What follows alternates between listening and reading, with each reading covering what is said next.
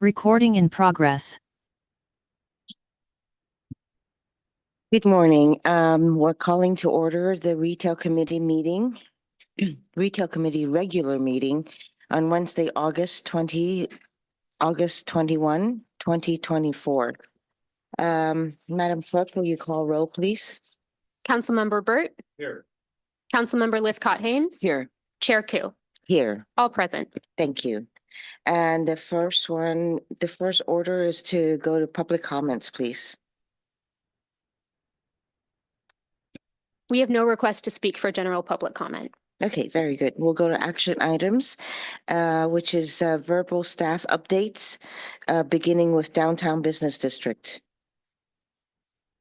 Good morning, Ashwani and Steve. Good morning, Chair Koo and members of the committee. Today we'll be presenting updates for the University Avenue Business District from Ashwini.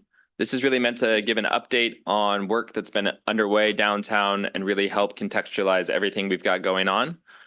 As this committee well knows, we have the University Avenue Streetscape project underway as a large infrastructure project, but as Ashwini will get into, there's a lot of work going on beyond that that's happening in the interim. And so we want to make sure there's a forum to discuss that with the retail committee. And without further ado, I'm happy to turn it over to Ashwini. Great. Thank you, Steve. And good morning, council members.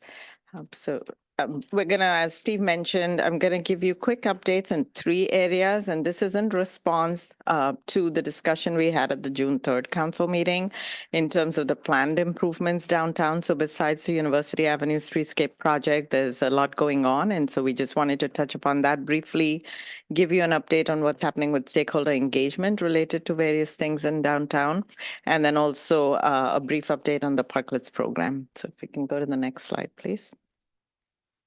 Next slide.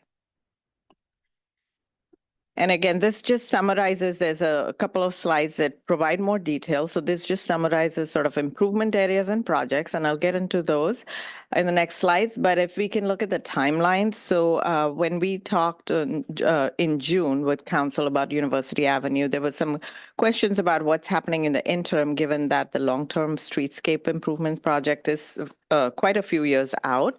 And so we wanted to talk about sort of near-term, mid-term, and long-term. You asked for us to come back with you with some activities that are going to happen there and defining it. So we're looking at near-term as this fiscal year, mid-term as a couple of fiscal years after that, so 26 and 27, and then 28 and beyond would be the long-term improvements. Next slide, please. And then the slides, there's kind of 3 areas. So it's really kind of cleaning and maintenance and maybe minor improvements. And that's this slide. And then we'll talk about policies and ordinances and then planned projects.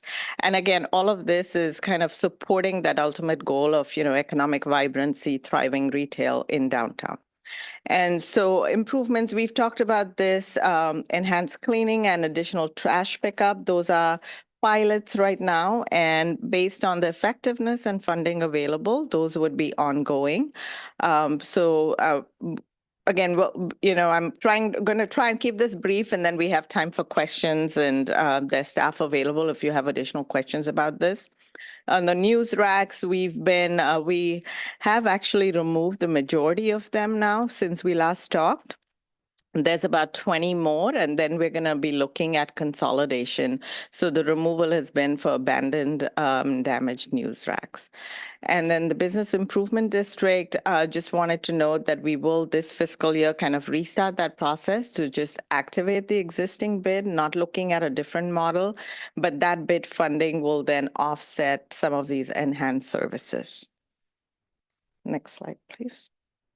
And here's some of the enhanced cleaning that Public Works staff has been doing, additional hours of trash pickup and additional staff deployed for cleaning downtown. Next slide. Now, there's various policies and ordinances that I think Council has talked about before. They're part of the economic development strategy as well. I'll start out with the parklets program. So that's the ongoing parklets program that Council approved, again, to facilitate outdoor dining, draw visitors, and implementation is underway. Outdoor dining standards for car-free streets, that's something that we are working on and anticipate engaging stakeholders. For Ramona, CalAv is already underway, and you'll be getting a more detailed update on that. Ground floor retail ordinance, that is a discussion that will be brought to you. I believe next meeting, and then to council. So that'll be something that'll be brought forward in an ordinance form if it's something council wishes to move forward with. Vacant storefronts, we've talked about that. That's also part of the plan to kind of research and evaluate program options, look at what different cities are doing, and then to come back for a discussion with this committee and then the council. Used oil storage, again, just to promote more cleanliness, kind of how it's disposed in alleys. That is something that we will be bringing forward to discuss with council. Next slide, please. And then there's several projects in the 5-year CIP.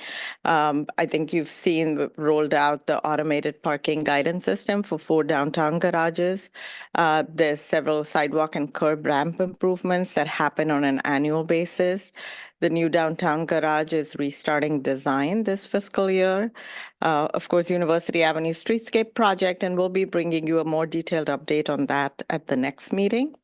In terms of where we're at, we took direction from you in June, again, beginning stakeholder outreach, and we'll be bringing back some of the discussion on that. There's improvements happening in the alley from University Avenue to the Cowper-Webster garage.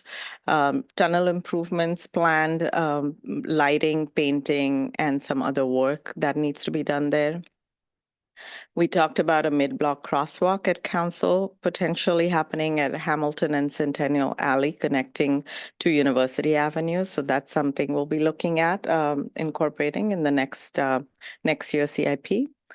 And there's a few public art projects related to kind of the utility boxes, murals, and then potentially public art in downtown and other plazas as part of the streetscape project. And then improvements to downtown parking lots, various parking lots. Next slide, please. I won't go over this in detail. It's something you've seen, but we've talked about a comprehensive stakeholder strategy for downtown with a stakeholder working group, kind of engaging the downtown and Palo Alto community at large, obviously engaging the boards, commissions, and committees at various appropriate milestones, and then bringing updates to you and the city council. Next slide, please. So here's a status update on where we're at. So we did a lot of outreach asking for interest to be in the stakeholder working group. We have received applications from a variety, as you may remember, it's businesses, community partners, and resident representatives. And the stakeholder working group will be open to the public as well. So we are in the process of finalizing the group, and then we anticipate having the first stakeholder working group in early September. We will be seeking input from this group and also have similar questions through a community survey that we'll do through Open Town Hall. And then, as I mentioned, we'll bring back information to you. We'll be incorporating some of the input into the project scope and concepts, and then bring back to you for discussion as well. We'll also be talking to them about special events. That's an area that we said we would get feedback from stakeholders on specifically. And on parklets, again, we have ongoing stakeholder engagement efforts. I have a brief update on parklets. I'll get into that in more detail. And Ramona Street stakeholder engagement for the car-free portion will begin this fall. We are in the process of hiring a consultant. Next slide, please. So on the ongoing parklets program, as you may recall, we had kind of a phased implementation plan. And pre-applications have been received for 24 of the 25 parklets. Existing parklets, there's only one parklet that decided not to move forward. We've started receiving applications. License fees have been paid by all the parklets except for the ones on Emerson because they can't build yet until the paving's done. We have our user guide and the pre-approved design shop drawings available for people to use. Some have indicated interest, others are kind of looking at it. And we have a dedicated webpage with all of the resources available. We have ongoing communication with stakeholders. And again, the full implementation, enforcement will happen beginning November 1st. So we are having kind of a phased approach that allows them to take advantage of the summer outdoor dining months, and then they can begin either rebuilding or modifying their existing parklet. And then just as a reminder, the Ramona Street outdoor dining and parklets remain under the temporary program through March of next year, by which time we hope to have the outdoor standards in effect. And I think this is just, again, the timeline here is where we are at in August, and this is all on track. It's the same timeline you've seen before. And with that, available for questions. Thank you. Thank you, Ashwini. So let's go to council members for questions. And are we taking public comments on each of these? So why don't we go to public comments first? So our first request is from Paul B. And if you don't, you can come sit here. Can you see?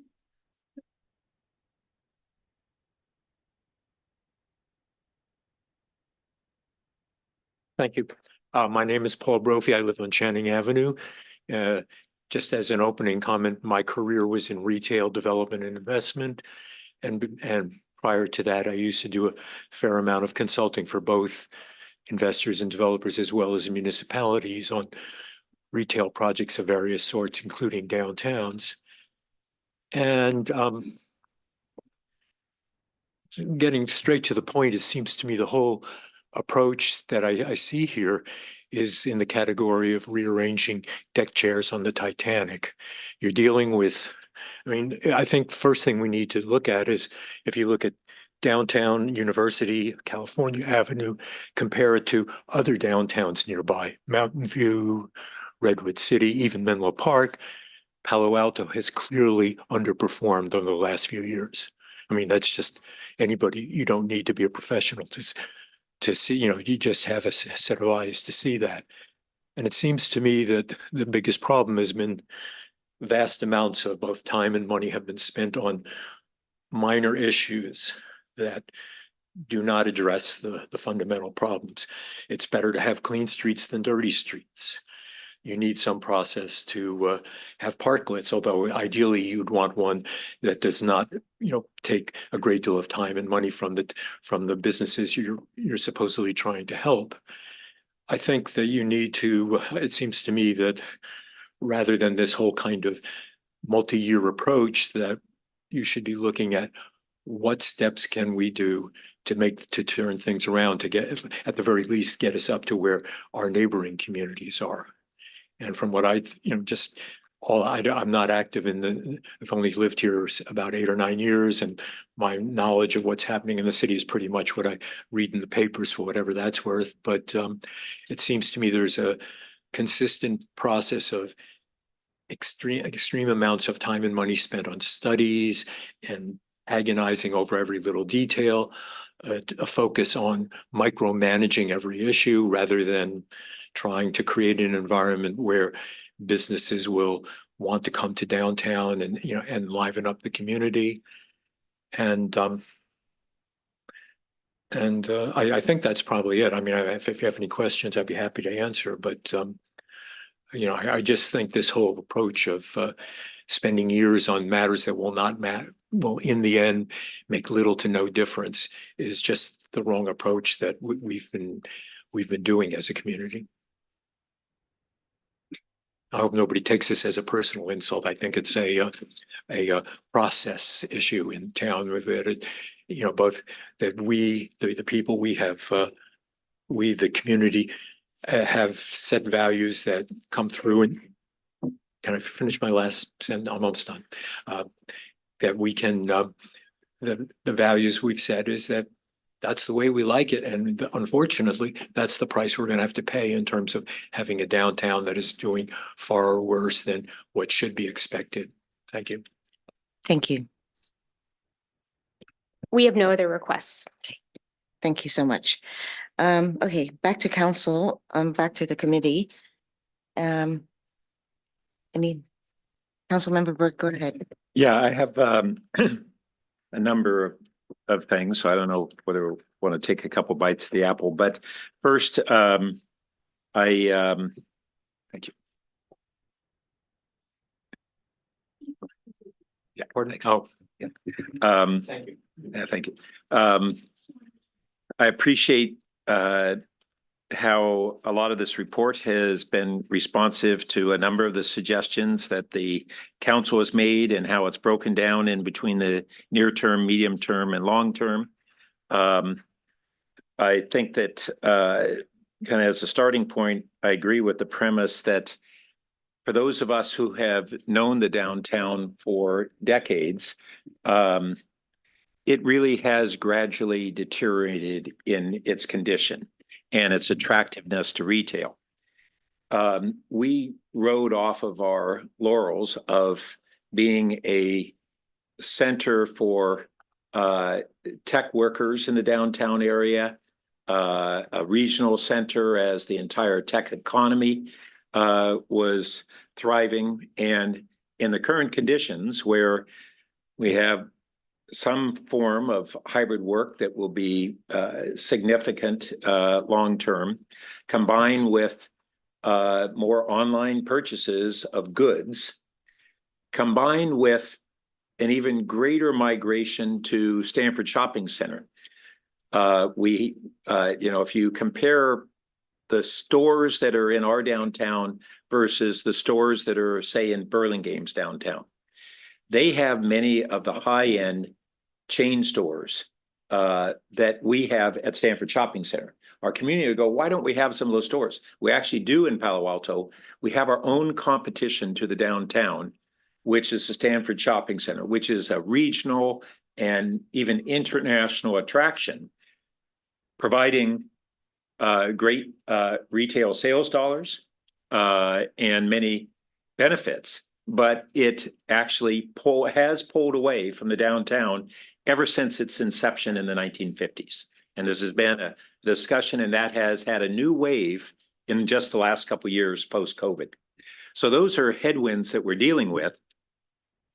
And I've, in speaking with folks and thinking about it more, I really think that we need to even more kickstart the near term and the mid-term efforts. While we look at that long-term plan, which really could be quite a while and has very open-ended questions on the funding, but even the midterm has funding questions because these are not insignificant dollars. The long term was looking at basically some form of private assessments of property owners, which then get passed down to the tenants. So they're really not fees on that the property owners are imposing on themselves. They're fees that they're agreeing to impose on their tenants. And one of our current problems is we have a lot of vacancies while our rents remain the highest in the region and amongst the highest in the country for retail downtown, at least according to the reports that we have available. I'm sure below the surface, there are other factors, and there may be some property owners who are giving incentives. But what had happened for decades when we had the downturns was that property owners would not reduce their rents to attract tenants during the dot-com bust, during the Great Recession.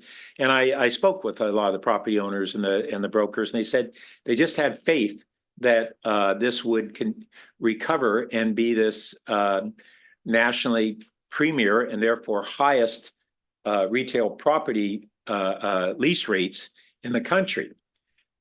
And that, in fact, did happen each of those times. I'm less sanguine that that'll happen with these changing, really structural changes that have happened today. But we have a difficult time forcing property owners to make their own economic decisions. And it's compounded by many of those owners have a low debt basis because they've owned them a long time. They have low property taxes because they've owned them a long time, and they can afford to wait it out. And it's not because no one wants to open in on University Avenue, although there's less demand than there was. But it's also because of exceptionally high rents. So that does go to one policy discussion that I've been very hesitant on. We've at the council talked about vacancy tax. I'm still disinclined to have vacancy taxes kick in quickly. But if a property has been vacant for years, not a year, then this may be something we need to consider. But one of the things that I thought, and I'm interested in the legality of, is whether those revenues, if we should consider a vacancy tax on long-term vacancies, where those revenues could be placed into the improvement district, not the general fund. And I think that there would be a lot more support for that concept if it was clear that the dollars were going to go into helping the downtown and everybody there, property owners and tenants alike. On the nearer term measures, we have a number of them. One is I'd really like to see on every measure timeline estimates. When are we intending to have what done? As opposed to, sometime in the next 2 to 3 years or sometime in this fiscal year. Because on some of these they're overdue and there's a great deal of anxiousness to see things actually happen. And if they haven't happened yet, at least to see a concrete date on when it's going to happen. Because there's building and building frustration that we're talking and they're not seeing the actual actions happen. I know that there is now a lot more momentum on this, but one of the things that we can do to help everybody, the residents, the retailers, the property owners alike, is what we haven't done yet, that we're clear this and this will be done on this date is our goal. We slip a month or so, that's not the end of the earth, but it's different from kind of this open-ended, we're working on it. Then there are issues, we had members of the public speak about conditions in Lot Q. And who knows Lot Q very well? It's one of our public parking lots that is a public and private parking lot. And we have another one at 800 High. I don't know how many others of this.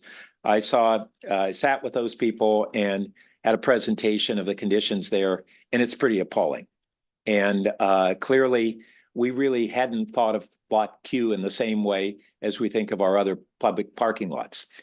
It's so appalling that the public is not parking there much. So here we've had this public parking problem, and we're looking at utilizing lots for affordable housing without losing parking. But this is a circumstance where not only do we have an obligation to the residents there who are no longer using their own private parking because of safety and filth and homeless encampments in there, but it's compounding our downtown parking needs. It's a good location. We've never on some of these public-private lots, we have signage, but most of the public doesn't know it's publicly available. I'll bet if you do a survey, you'll find hardly anybody knows these are actually public lots. Same thing with the 800 High lot. And there are a lot of other little things, things that I've seen on, pavement conditions, tree wells that are in bad shape, tree replacements sometimes that just saw in Cal Ave, and maybe those are in the works to be fixed right away. As we're reducing the number of newspaper racks that are redundant and dilapidated, additional bike racks, additional seating, or other street furniture that we can show that we're making some progress, even if it's not the medium or the long-term plans. And then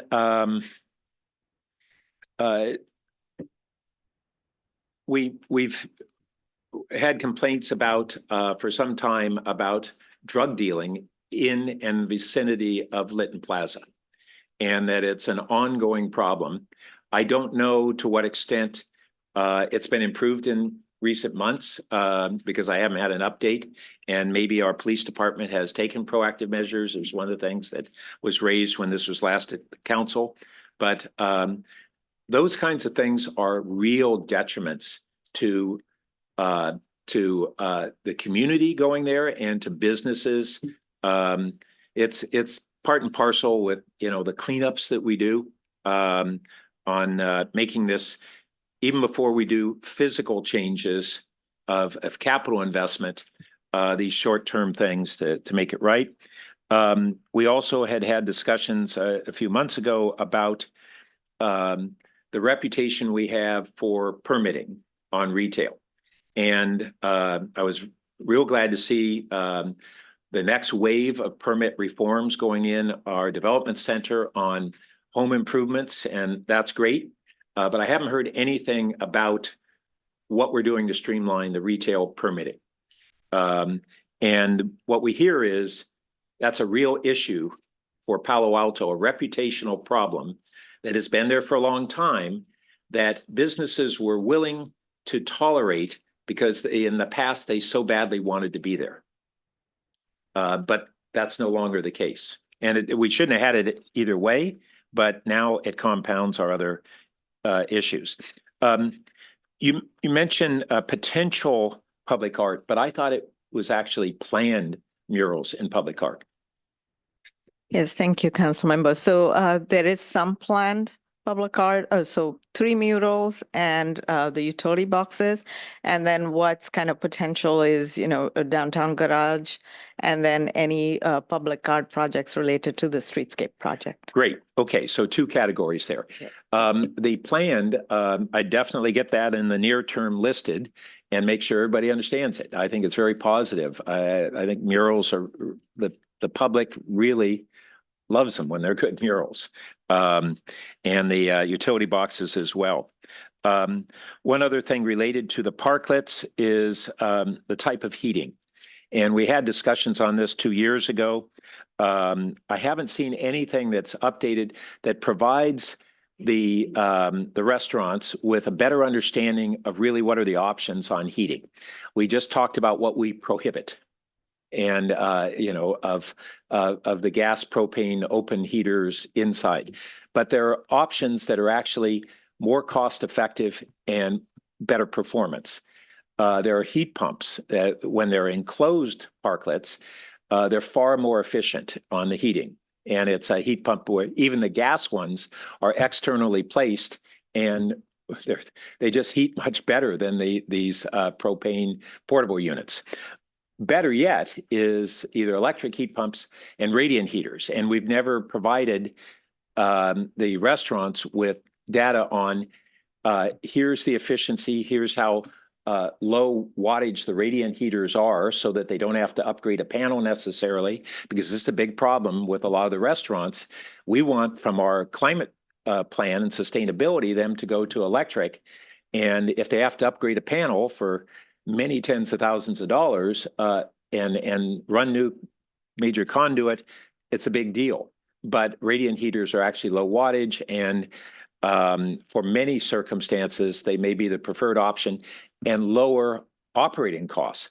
The performance, the energy costs of that versus buying propane is far lower. So the return on investment is actually good.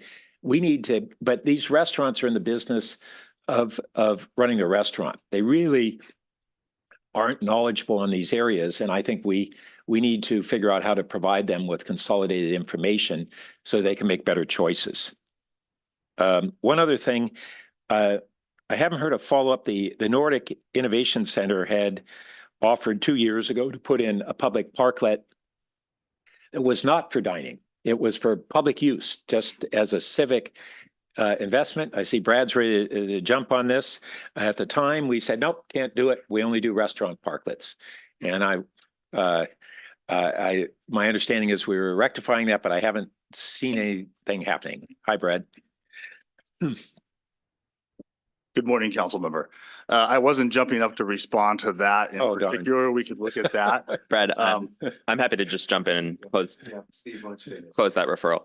So we were in contact with the Nordic Innovation House to find a path forward for them. We were working through it as staff to find a solution that would work. They actually withdrew their proposal. So that's why nothing has advanced, is it was on their end. They determined not to proceed with it. But we were assessing how we could find a path forward with them had they wish to continue. And should anyone wish to find a similar public use parklet, staff is prepared to work through those nuances and details. And I just wanted to respond briefly to some of the, I think you termed them like small near-term issues, Councilmember Burt. We're definitely trying to have a stronger emphasis on those. I think Assistant Director of Public Works, Mike Wong, has been to this meeting a couple times to talk about kind of the litany of enhanced cleaning things that we're doing. We also heard the complaints and we're aware of the condition issues with Lot Q. In fact, I just visited all of those lots, including Lot Q, and discussed some of those issues with Mike Wong a week ago. Also talking with urban forestry about tree grates and trees, trying to make sure we're as proactive as can be on that. We did kind of a punch list walkthrough several months ago now, maybe close to a year actually, but where we looked at many of those types of issues and created a list that we're working to close out. We How talked about, a you number want of- to speak to Newsrex and Yeah, that's where other I was activity? going. I did notice on here that we got listed, and this is probably my fault as Sweeney, but we've got the removing the abandoned and damaged news racks as the near term in this fiscal year, and then consolidation midterm, which could mean as much as 3 years from now. We may not finish that consolidation process this year, but we're definitely on a timeline of trying to work towards that. So I think a lot of these things do have a renewed emphasis and are moving.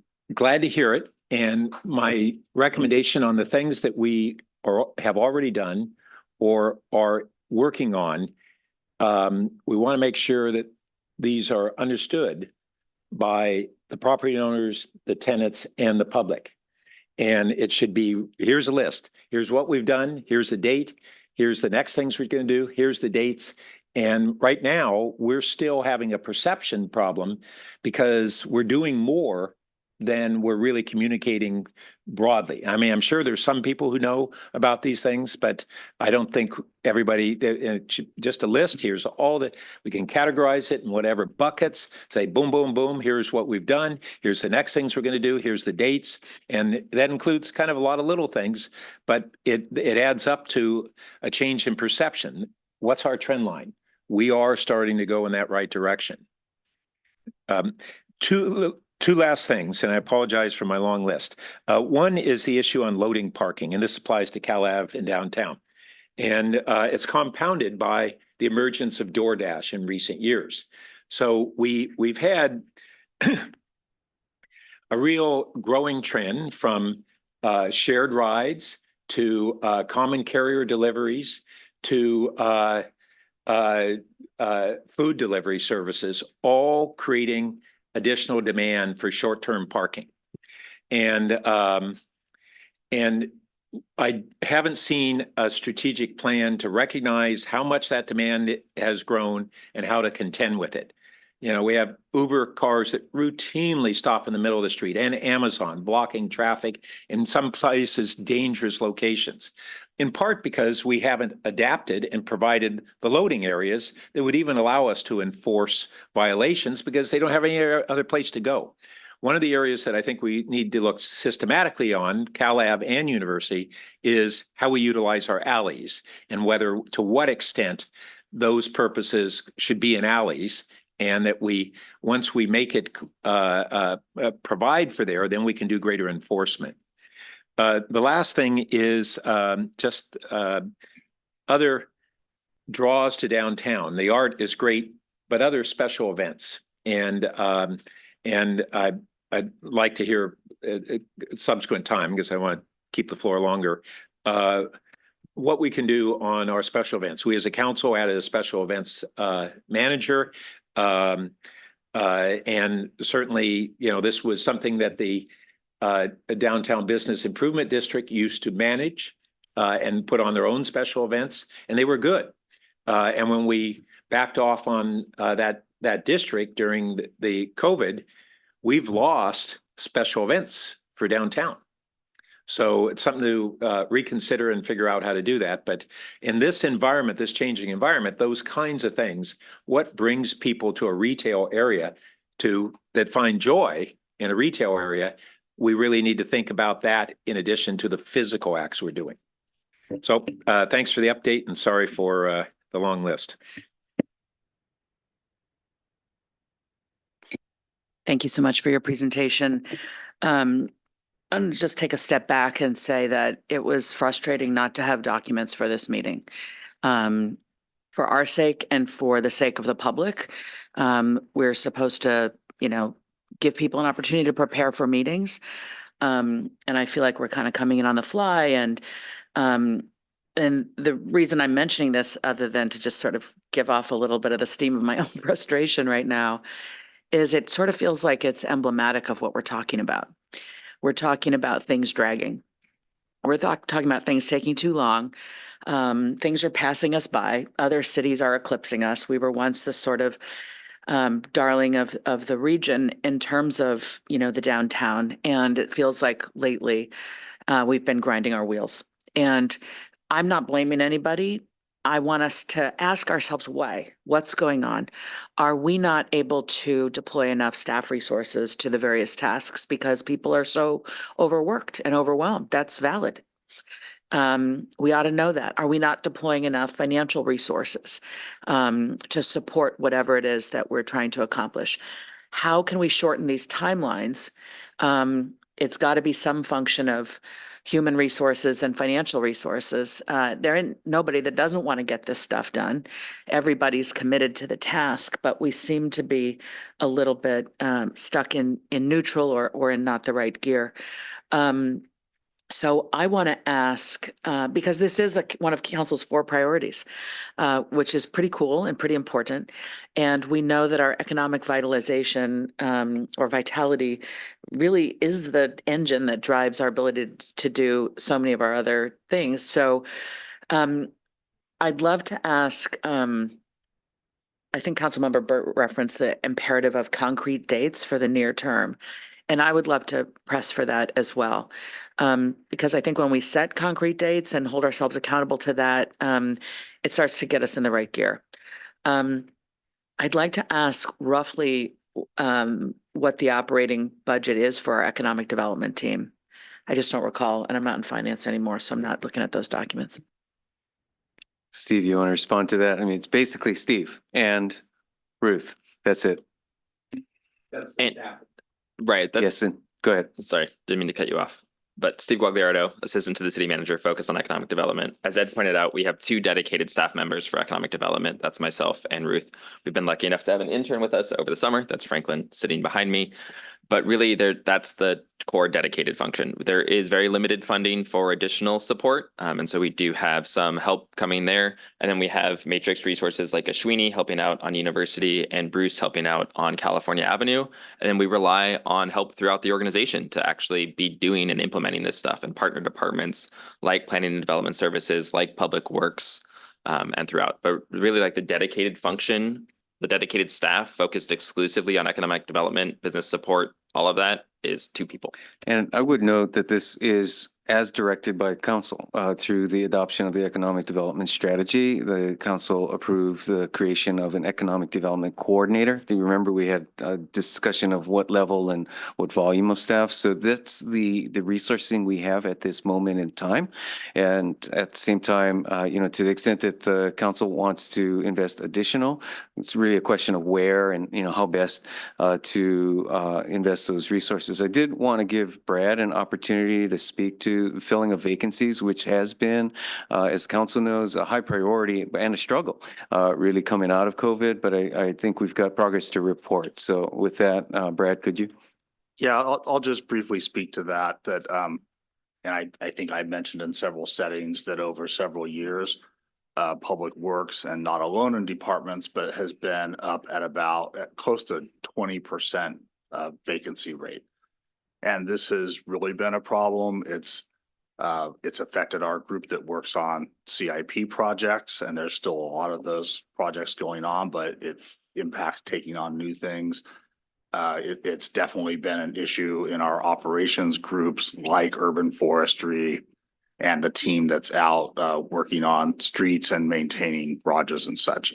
So acknowledging that, I do also want to say we've made a lot of progress really in the last year, to the point where I think we're down at below a 10% and kind of reaching what's more normal. And I think our capacity is improving. And also we'll acknowledge that council in last year's budget added a halftime position specifically to deal with parklets and other downtown right-of-way issues. That very great person started 4 months ago or so and is like really fully engaged in those areas now. And that's a big help for us. So if I could just acknowledge, I agree, and we can gear our future reports around the timelines where things not only are planned, but they're actually happening and have already been completed. So things like the enforcement and tagging of news racks, the implementation really that Ashwini mentioned on the parklets. And as you've noticed on Emerson, parklets are gone to the extent that the street work is occurring and now preparing for those to come back. So, there is a lot more happening real time, perhaps that we can be communicating more clearly. Thank you. I find myself wondering if the incentives that tend to inspire action in a for-profit environment could be better deployed here within our city efforts around economic revitalization, economic development. Not being an economist, I'm not sure I know exactly what I mean by that, not being a for-profit person. But I guess what I'm saying is, when we're trying to inspire and spur fast, smart action that really results in a turnaround of a trend, I think we ought to be interested in the for-profit environment. How would they do that? What are the incentives that we could bring in-house here to try to think about this differently? Because our time frame does seem to be now working against us.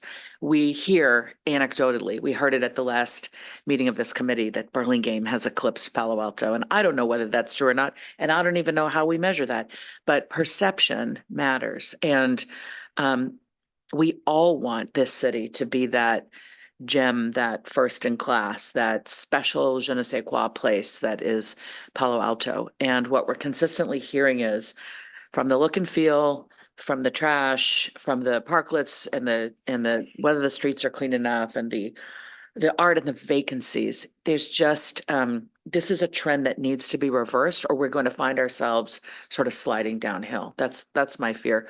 So without having any kind of without being able to offer anything in particular, I want to encourage the city manager's office to tell us, because you've reminded us, city manager, that council was the one that set the sort of the staffing level and the strategies and the focus. strategies, right? So I hear that, and let's be better partners at figuring out what this team needs to get it done. Thank you. Appreciate that opening. I would note, as was mentioned earlier, that we will be coming back shortly with the strategies for filling retail spaces. And, much of it is what requires CUPs and the choice of what can be allowed. And we're hearing constantly that that's an issue, and certainly both a policy issue as well as how it's implemented at the counter. That, I think, is one that is definitely ripe for discussion. The other that we've talked some about, and we do want to bring back regularly, is to actually use this forum as a way to highlight the real experiences of businesses that are trying to expand and invest here in town through a set of case studies.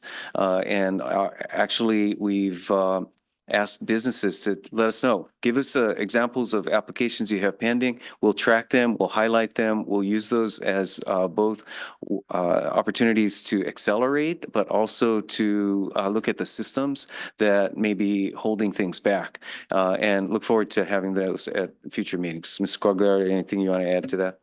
I just wanted to echo that call to anyone who's watching either live or on YouTube. Feel free to reach out. Happy to talk about those case studies. And also just following up, we have already had a few people reach out to us and we have successfully navigated with them through city processes to get to a better outcome than they were able to get to before.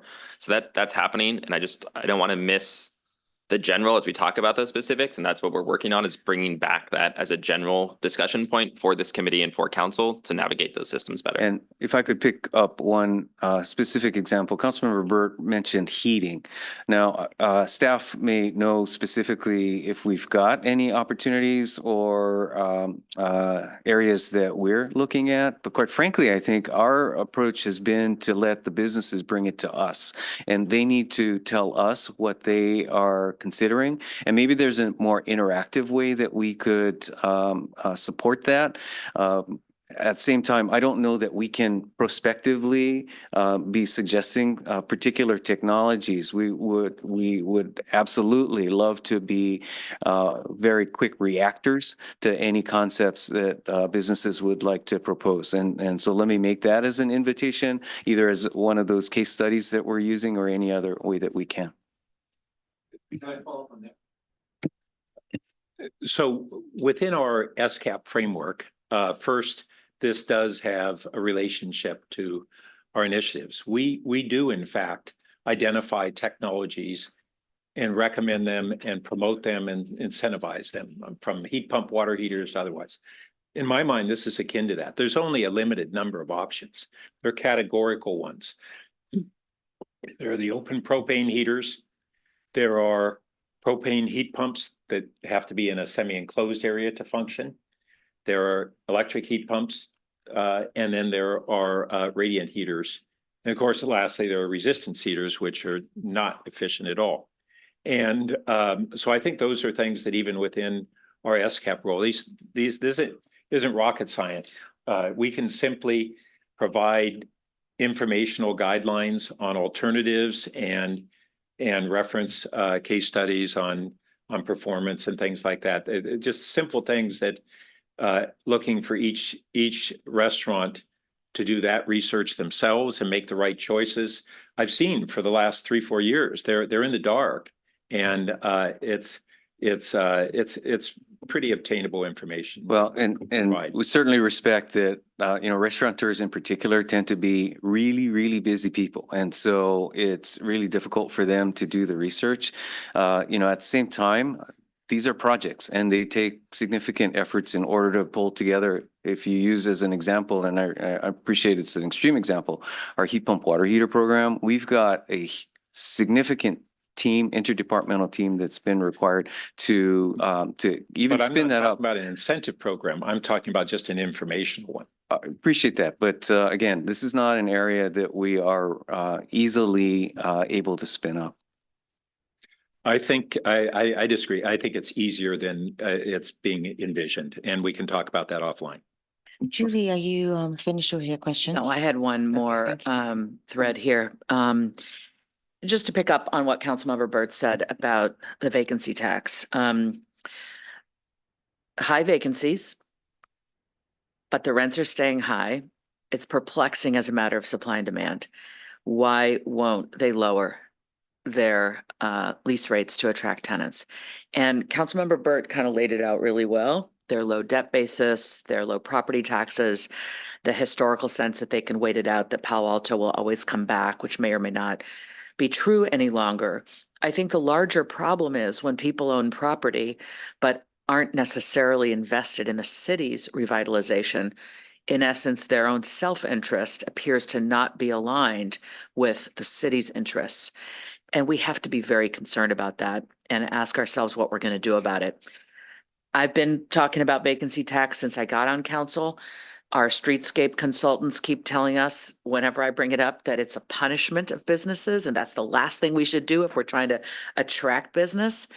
And I repeatedly don't get it, because we have to inject some other mechanism into this supply and demand equation that is off because the business owner's rational economic self-interest does not ally with the city's needs. So I want to continue to ask this. I would love, I love Councilmember Burt's notion that if we were to have some kind of vacancy tax, that those revenues should go directly into the downtown improvement district, which might create a real excitement, actually. That every time somebody basically doesn't cooperate and comply and help us, fill those storefronts, their failure to do that will result in a fee that will go directly into the revitalization efforts. So I would I think the concept has come forward to council only within the context of the streetscape. That's where I remember it coming up a couple times. And I'd really like us to be analyzing it and considering it. I'd love to know what other cities are doing it and doing it well. What are they seeing? Is it sort of resulting in the equilibrium that we're looking for? Yeah. Well, I'll play city manager again. This is one of those, again, it would be a project. And so the question that comes to mind is how to prioritize that as a project and identify the resources that would be needed and how to bring that forward. I don't have an answer in the moment here. I think this is something, yes, you have brought it up previously. I'd like to discuss with the city attorney once again on this question of how do we get our arms around the issue and what we might recommend in order to make it a priority. Steve, you have something to add? I just wanted to circle back to the conversation about supply and demand and the point made by the city manager about what's coming before the retail committee in September, which is the discussion of zoning and land use and what uses are allowed where, what requires a conditional use permit. And as we talk about supply and demand and what spaces are available for what uses, that's an integral part of the conversation. And so I think as we get through that piece of the conversation, it will help inform the next steps in market conditions, which could help inform the prioritization of future work as necessary. Good. That makes sense. I get it. I get the interrelatedness of these issues. And I look forward to, the outcome of that conversation with the city attorney about the feasibility of pursuing the notion of a vacancy tax. Thank you. That's it for me. Thank you, Julie. Thank you, Pat. So, I really appreciate you, when you came on council, taking on, continuing the conversation about the vacancy tax. I think that's something that I have brought up a couple of years ago about the vacancy tax, and San Francisco has one that they have implemented. And so that was a model that I had asked, for staff to bring forward in order for us to explore. And so I think that's another thing that I appreciate, Ed, that you're saying that you're going to go to the city attorney to review that. But I do believe that we need a timeline on that. It cannot be explored for, I brought that up many years ago and wanted to kind of explore that, but it hasn't happened. So now I think there's an interest in seeing that. So I think that's something to put on the agenda with a timeline. And then also, Steve, you talked about zoning for next month. That's coming to the retail committee? Yes. So Planning and Development Services has led a conversation through the Planning and Transportation Commission a couple times through a consultant, Michael Baker International, and they've got a series of recommendations and essentially reforms being proposed. PTC has offered their perspective there, and the next stop will be the three of you here at Retail Committee before ultimately proceeding to City Council, depending on the outcome of that conversation. Right. So I would hope that September, then we want to see all the materials way before the meeting, because I did watch the Planning and Transportation meeting and it was quite involved. And I do have to say that, Ed, when I proposed the economic development staff member and agreed to it, I think I had a bigger idea of what that was, which is including strategically considering how to attract businesses. And so nothing on you, Steve. You're doing a great job based on what job description you have been given. But I thought that we're going to include also strategically thinking how to attract businesses, which we had to do analysis on. I waited. And then now we have Michael Baker or Barker? Michael Baker. Baker doing it. And for $3.5 million, if the paper is reported that correctly, contract.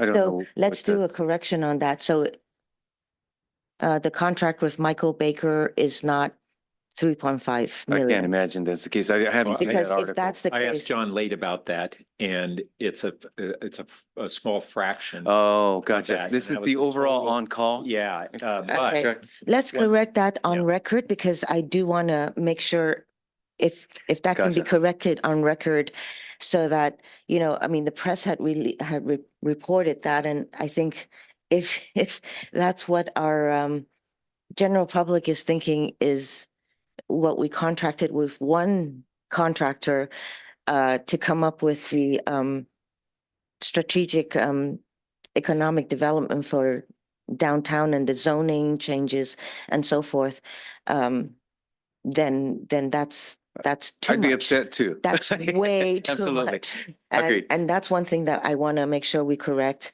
The other thing is, what are the regulations? So just to finish up on the zoning that's coming, the zoning changes and the recommendations and so forth, please make sure that we get it way ahead of time. Please make sure the public gets it way ahead of time, so that we have time to review. If I could just touch on that a bit, this is a very good example of how we hope the retail committee can help shape the work before it gets to council. So it can give an opportunity both for the public as well as obviously the committee members to react and weigh in. You know, as Steve pointed out, this has been a discussion at the PTC, and they've kind of shared their perspective on what's acceptable in a Palo Alto context, but ultimately the city council really needs to make that call. So we are really looking forward to the opportunity to vet that with this committee on the way to council. And in contrast to today, which was specifically structured as a verbal update of things in progress, we know that there has been a great deal of material put together that can be shared with the committee in advance, so you can have an informed discussion. And that's exactly why I'm asking for that broader communication notification to the general public as well as to the businesses, so that they can be a part of this. And, you know, to be honest, with the contractor, consultant, whatever you want to call them, they need to know Palo Alto. I mean, yes, they know retail strategies or whatever. I am hoping that they do, but they also need to know Palo Alto and why Palo Alto is the way that it is, why the ideas and the regulations are the way that it is, culture, and then provide recommendations of the changing environment and what the trends are, so the residents can understand, or the general public of Palo Alto, the community can understand why we need to do some changes. Obviously, what I read in the paper and watching the meeting, some of the changes is like, you don't know Palo Alto. And there's only a certain extent that I think that we can go as far as what the other cities might be doing, or even what other states are doing in their downtowns to revitalize. So, I mean, what the newspaper reported about sleeping pods and all that, that's Japan, that's not Palo Alto, you know. So I think that we want to make sure that we don't go way far off into the stratosphere where there's opposition and there's already a pushback before we can even bring more strategists in. The other thing is, we're not talking about, as we're not talking about, we want to have more. So I want to make sure that people, when they're coming in and visiting Palo Alto, they're not going around in circles. So we have the wayfinders for the parking and all that, but we want to make sure that we have sufficient parking, right? And I would be interested to know more about what other cities are doing with their parklet warmers. Is our sustainability push impeding more retail coming in or difficulty with parklets and so forth? But I'd like to know what other cities are doing in terms of their warmers. And also, what are other cities' retail prices for their storefronts, commercial rates? So we have a comparison of where we are. Because I know, hearing from retailers, that the rental prices, the lease prices are high, very high. And as Councilmember Burt, as well as Councilmember Lithcott-Hames has said, that's what we're hearing, and it's an impediment. So let's get some concrete ideas of what it is that is, what other cities are charging. And not cities, I'm sorry, other property owners, so that we have a comparison. And then with downtown as well, and that extends to California Avenue, although we haven't chatted about that yet, or got the update yet, shared rides and loading areas, loading and unloading areas. I think that we need to have some policy about that, as well as enforcements, as Councilmember Burr said, because I do see them just stopping in the middle, not really to the side. So we do have to have areas, especially in this congested area of downtown and California Avenue, also the side streets, to make sure that they're not causing bottlenecks. And then can I just get an update on Emerson Street, on the work there, as well as the timeline of getting the bid together? What is impeding its restarting, getting the group back together? Good morning, council members. Holly Boyd, Assistant Director of Public Works. So the first phase of Emerson from Channing to Hamilton has been paved. The concrete work has been done. It was paved and striped, finished the last week of July. The contractor then moved to the second phase, which is Hamilton to Lytton. The concrete work has been done. They actually milled out the street yesterday. It's down to the concrete. They're going to crack seal today, pave tomorrow, and then come back and stripe next week. And then that will be done. Thank you, Holly. And then with regards to the bid. So consistent with council direction, we had suspended the bid assessment through COVID up until now. The former nonprofit partner that was administering the bid, the Palo Alto Downtown Business and Professionals Association, is all but defunct. And so what we're trying to identify is who can help step into the administration of the bid program. And what that requires is willing business partners and willing folks to help step into that space. And so we're continuing to navigate that conversation as we bring forward the conversation with council about the reactivation of the bid assessment to help provide funding for the types of things the bid did previously and the enhanced maintenance that we've all identified as a priority for downtown. I do want to ask, council has been funding a lot of the events and activities in order to have revitalization and, excitement. But how do we sustain that continuing on if the businesses and the commercial owners are not involved? So that I think that's something that has to be considered, that the city can continue, if it's sustainable, to continue to provide funding and also resources in doing all these events, but it's not something that I can see it going on long term. Is that the only way to revitalize and cause excitement to bring people in? And how many can we do if the bid is not involved, these, merchants as well as commercial owners, not just here for University, but also California Avenue, as well as for Midtown, all of our business districts or retail districts. So that's another question that I think that it's something for us to also ponder about and consider going forward. So Brad, just to put you on the spot, so cleaning takes place a lot on University, but how about the side streets? And if it's in front of a storefront, do we contact the owners in order to have them clean up in front of their own storefront, especially if it's vacant? Because I've seen a number of them that are vacant and they have trash all around them. And I don't believe that would be the city's responsibility, but do we contact these owners and tell them to clean up? I'm not aware of specific instances where we've done that. The cleaning program that we have is the same. It doesn't change based on whether the space is occupied.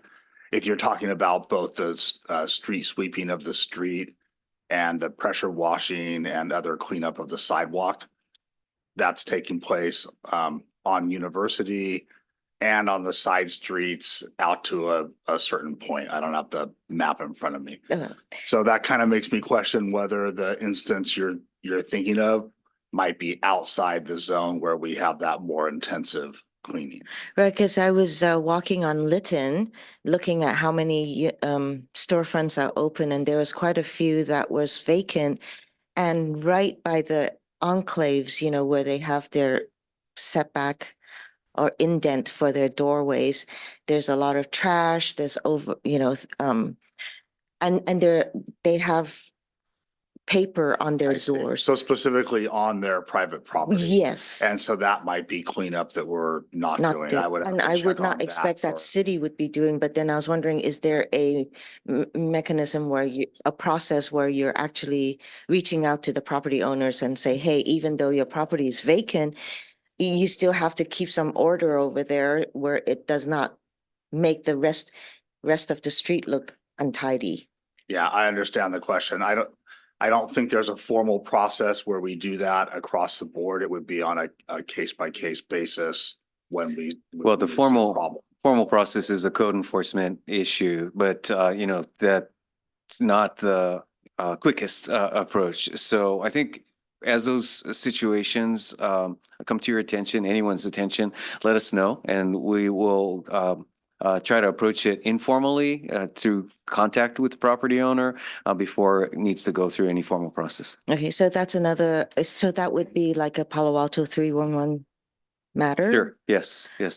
So if that's something that I think a lot of this, because the property owner is not there, they don't see the condition of their property, but people walking by sees it. People going to the businesses next door sees it, and it's not really attractive.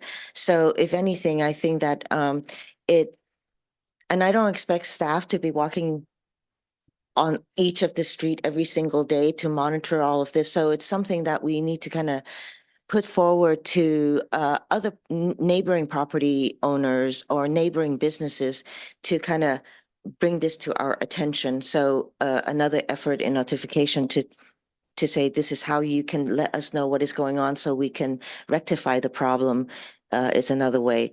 I mean, I do applaud all the work that Public Works is doing in terms of making sure we have some of the immediate things that the businesses have been asking for all these months, all these years are moving forward. I think we want to make sure it's pleasant when we're walking down around downtown, not just University, but the other streets, right? So on the case studies, is this something, I believe it's something maybe that we should know what staff is doing on these case studies as well, right? Yeah, and that's the plan, is we'll be bringing forward a discussion, kind of rolling it up just one level from like individual things, talking about specific examples, but talking about it in the general sense of hurdles that they encountered, how we navigated those hurdles, and what we're doing systematically to address those and make them smoother for future applicants. So Right. that's something we anticipate returning to this committee to discuss as we finalize the development of that. Okay. And so maybe we want to make sure that the public also understand, why does it take 3 years for the news racks to be addressed? Well, I'll jump in and just say that's one of the things I was trying to address, that I don't think that's going to take 3 years. Oh, you don't think it's So going to take I 3 think years? I think in the presentation we gave you, we did say remove the abandoned ones in the near term, which we defined as the current fiscal year. And then we showed medium term for consolidation. But I think we'll be able to accomplish that much faster than, that suggests the consolidation might not be done for 3 years from now. And Okay. that won't be the case. Thank you. On the university streetscape project, we have the California Avenue one that we're doing, but what with the community meetings that we have monthly, what is the method for University Avenue, including the businesses and property owners? Yes, thank you, Councilmember. So for University Avenue, we'll have the stakeholder working group, which was about 17 members representing various business interests, community partners, and residents. And then within the business interests, there's like property owners, restaurants, retail, different businesses. So we'll have those working group meetings and open to the public as well, so that, people can comment, unlike what was done previously. And then we'll be engaging with the community in general, the greater downtown Palo Alto community, through the various city communication channels and also through open town hall surveys at, again, key milestones. And then all of the boards, commissions, committees, there's several that would be relevant for University Avenue. So it's fairly comprehensive. And again, it'll be the first one now with the stakeholder working group will be talking about scope and costs and things like that, because when we came to council, we were asked to look at different alternatives, right, to bring back. So when we bring back the preferred concept, we'll be coming to you that's informed by the input from the stakeholders. And is that a monthly kind of meeting like the one that we have for California Avenue? Yes, we've talked about it once every 2 months, but initially we could have monthly and then go to once every 2 months once the design starts, because then there won't be as much to talk about. And property owners are also involved in all of this? Yes. Okay, great. When do you anticipating it starting? First meeting in early September. So we're just finalizing the group. We've got applications for all the different interest areas. We're finalizing that, and then we'll be starting in early September. So next time we talk to you, we'll provide you with an update on that. Great, thank you.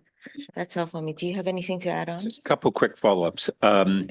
So one on the special events, I think the model of wherever possible, partnering with the nonprofits is ideal. One of the things that we've talked about in the context of Third Thursday is, to what extent is it an economic development initiative versus a community serving special events? And I think it's a mixture. Third Thursday, frankly, the Cal Ave in the evenings is so busy that it's really about serving the community more than the businesses. Downtown, it's maybe more economic development, but I think we should think of it as having those two purposes, especially now that our retail areas have become even more places that the downtown is saying that's the future of retail, is how much we are there in addition to workers. Second, on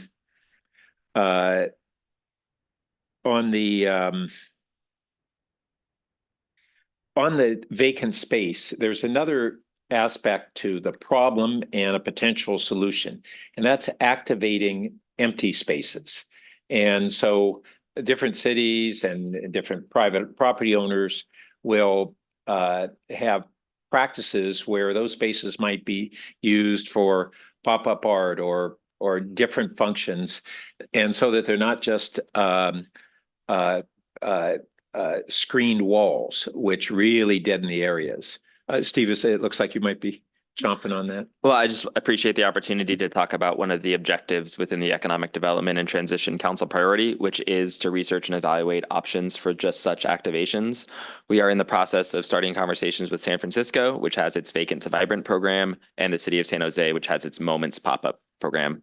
Just last week, I was on a tour of the Moments with the Silicon Valley Economic Development Alliance, and there's a couple different models out there, just trying to Good. figure out what makes sense in the Palo Alto context. Good. And then on this issue of kind of trashy vacant storefronts, I think part of the issue is that businesses and property owners often don't even know that they have this obligation under current codes to maintain in front of their businesses. So even though we're doing this with greater sidewalk washing and things like that, there is already that existing obligation. And I think we need to have a notification process, both in general and then wherever we see it. If it's an active business, we just give a notification that here's the obligation. We don't have to go to enforcement 80% of the time, maybe, because they just didn't know it was their legal obligation. And then lastly, when Lydia was talking about kind of the economic development office role in sort of an ombudsman fashion, we right now, I think that when we establish that, or we're talking about establishing the position, really, I think pre-COVID, it was more proactive. And I think that we had envisioned that. Now we've consumed that capacity for sort of triaging. But longer term, other cities do have that function. And that could be, rather than the Economic Development Office, it could be out of the development center itself, that there is a deliberate ombudsman role that's more there for retail perspective and other business tenants to how do you work the system? I went through this in San Carlos when I relocated a factory there, and it was really great. And that's exactly it. In that case, it was an economic development manager pulled together fire, building, all of us. We all sat down together, and he was really a facilitator of those organizations. And when the different departments kind of said, well, our rules are this, that ombudsman wrote, well, how do we overcome these problems? Not by violating policy, but starting to say, well, let's problem solve, as opposed to departments just saying, here's our rule, go away. So just to put that out for thought, I appreciate that it's a bigger topic than that. Well, I just wanted to acknowledge that is the role that Steve, and to a large extent, actually, Ashwini is also playing with our planning and development services staff, as well as other departments. Oh, good. Well, then maybe a subsequent meeting, we can get a little more update on that. Yeah, actually, I referred a person who's interested in opening a cookie shop to Steve so that he can guide her through our process. And so thank you for doing that. And I referred a Half Moon Bay Diner looking to build restaurant number 2, either in Palo Alto or Burlingame. I referred them to Steve as well. And it's fun to think of who we might attract and what we might be able to do with them.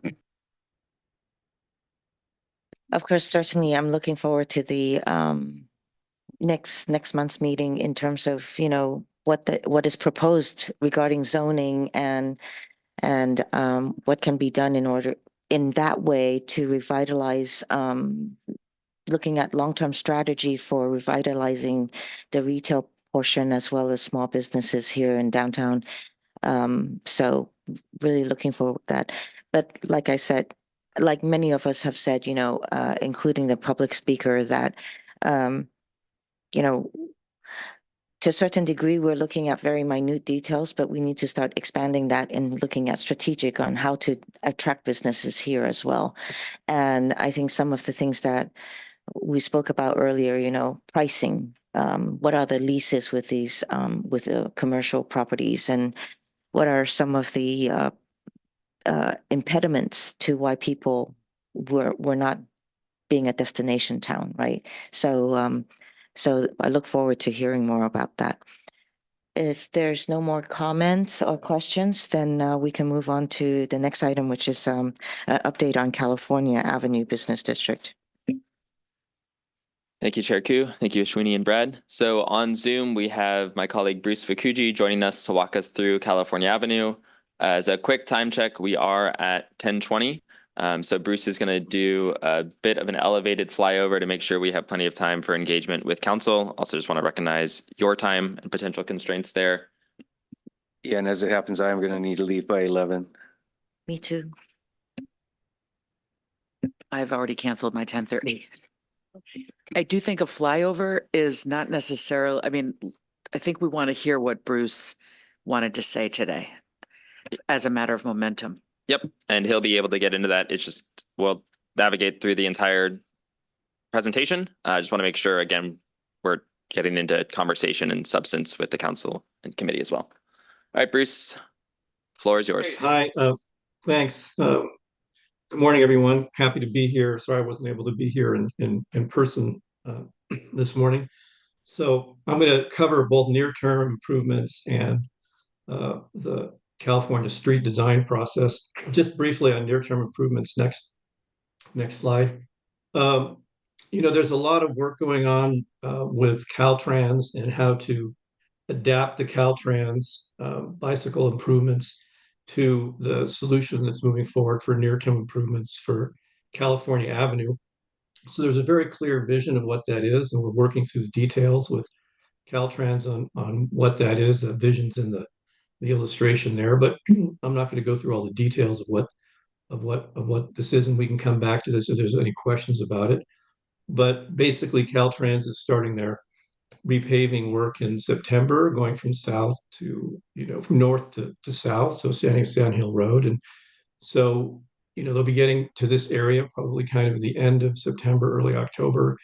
And that's the repaving, and then the striping work happens after that, starting no earlier than September 20th. So we're meeting with the Caltrans contractor to look at the details of how they can implement the colored stamp crosswalks, which I think is really, really great.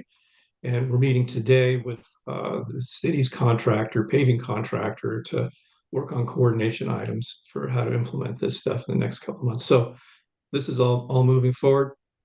Next slide. Just to refresh everybody's memory around what was decided for the near-term improvements at, El Camino, Cal Avenue, Birch, and Ash. We're looking at retractable bollards. These are ASTM F3016 engineered. It means that they're able to stop a 5,000-pound vehicle going, between 20, almost 30 miles an hour. So safety first and thinking about that, but they're assisted so that instead of being very heavy, there's actually much lighter for people to be able to lift them up or press them down, and they're key operated. So that's the product after looking at a lot of different products that we're going to move forward with, talking with our contractor about installation of that. And then we're looking at both row and clustered plantings with fiberglass, really beautifully colored fiberglass planters and plants. I'm very excited about how this is going to look. I'm not going to get into all the details of that right now, but just wanted to highlight that's all in process. Next slide. The last time we met really was in April. A lot has happened since then. We did a bidding process. We got bids for all the different components. We're now in the onboarding of contractors for being able to do that. As I mentioned, we're meeting with a paving contractor this afternoon to actually look at the details of how to implement all this. We've already, and just big picture, given how brief the time is that we have here, is that we're looking at how to integrate with Caltrans and the striping and paving. That's really going to be a kind of driving a bit of when the contracting work gets done. So it's all done sort of at one time. But we're looking at implementing these things really in the kind of October, November timeframe. And I'm happy to answer questions and get into more detail on this. But after this afternoon, we'll have a better idea of how the contractor wants to execute doing the work. We're working with purchasing on the purchasing of the bollards and the plant materials, and the landscaping work would happen actually after probably the last part of it. Okay, let's move on to the next slide. So on the car-free streets planning, next, back one, I think you skipped a slide. Let's see. Can you go forward? One more. All right. Well, okay, that's fine. When we met in April, we were reporting on the work that was done by February, March, and April. In the May retail committee, our next meeting with the merchants happened after that meeting. So there's a lot that's happened since the last time we met. We had the refined signage concepts and circulation analysis was presented to the merchants. We did some workshopping and all of that. In June, we presented a way of framing the alternatives and our evaluation criterion process. And I'm going to highlight some of the things around that. In July, we met with the merchants on outdoor dining and patio guidelines. And here in August, we now have all the results from our online survey. And I wanted to share some of the highlights of a lot of things that have happened since we've met last. And then just in terms of our other community engagement, which we're expanding, we met with Stanford Research Park folks. We did a third Thursday open house in May. Went to the Evergreen Block Party in June. Had an online meeting with all the Palo Alto neighborhoods here in August. We've had since January, we had 3 retail committee meetings now, and now I've had over 930 people respond to the survey. So we've really got some great feedback in terms of how we're moving forward. And so I'm just going to touch on some of the main things that we've been learning from this process, and it's kind of roadmap how we're going to advance the project. Next slide, please. I think that on the survey results, when we framed this up, there was a couple of things we did. One was, council direction back in November was to initiate a branding program based on historic and contemporary strengths of California Avenue in the Mayfield district. And so, we gave Urban Field Studio the kind of direction to think about that. And they came back and said, hey, let's do a visual preference work first with the merchants and with residents of and we did that. And it's very interesting what came out of that results. They had 3 different concepts. Sort of optimistic modernism came in sort of as like the top leading candidate, for what should be the signage and branding character for the street. Number 2 was sort of artsy saloon, and number 3 was upscale contemporary. And it's interesting that 2 did so well compared to 3. A lot of people felt like contemporary was kind of how things should go, but I think that what happened is that this relation to historic things about Mayfield District, the sort of like body aspects of that are kind of an attractive thing, and then the arts, the avenue of the arts, like blending those 2 things together resonated with a lot of people. But basically, what I think that what really kind of was the kind of final thing was that people really wanted to have something that was appealing to people of all ages and all groups, that would be fun, kind of lighthearted, tied to mid-century modernism, but not be tied directly to it, but draw on some of those elements because there's so many components of doing that. So I think that that's really what kind of drove that one, that it had the right kind of attitude. So our consultants are we're taking like over 600 comments that we've gotten about them, and we're going through those, and we're looking at what refinements need to be made to help move that concept forward in some version of it. Next, please. And I think the other thing we did is I'm sure you took the survey, we asked people's opinions about street design elements and how to rank them and what their preferences were. And I just want to highlight 2 really important points about this. One is that there's a lot of alignment around community members and merchants. We did a workshop with merchants where we rolled out all those things. We did kind of dot exercises, the whole engagement process around that. And what we did was we wanted just to see where's alignment and where are some differences. And I just want to highlight kind of a couple of things. There's clearly people like the idea of continuous pedestrian environment. They like the idea of adjacent and separate bike and pedestrian lanes and outdoor dining unique to each business. But 2 things that did come up, I want to mention the merchants that they wanted to look at options for no bikes. And we had a lot of debate about that. The position we've taken as council direction is very clear, and that's what we're implementing. And then on the outdoor dining, it was very interesting. We got a lot of opinions on this, and I'll talk about this more. But there was this real interest in wanting to look at kind of similar prefabricated, pre-approved solutions when we did this. But then we had a meeting on this last month, and we had a slightly different take on it. So I think there's some mixed opinions. I think it depends on a range of possible things to do there. I'll get into that later. But this thing around having seating with shade structures or tree groves, I think are really important sort of visions. And also that people want to have places to sit. There's just not enough places to sit and be able to hang out with people on that street at all. especially compared to other urban areas, and then how to integrate public art and being able to make that as sort of like one of the reasons to be in those places.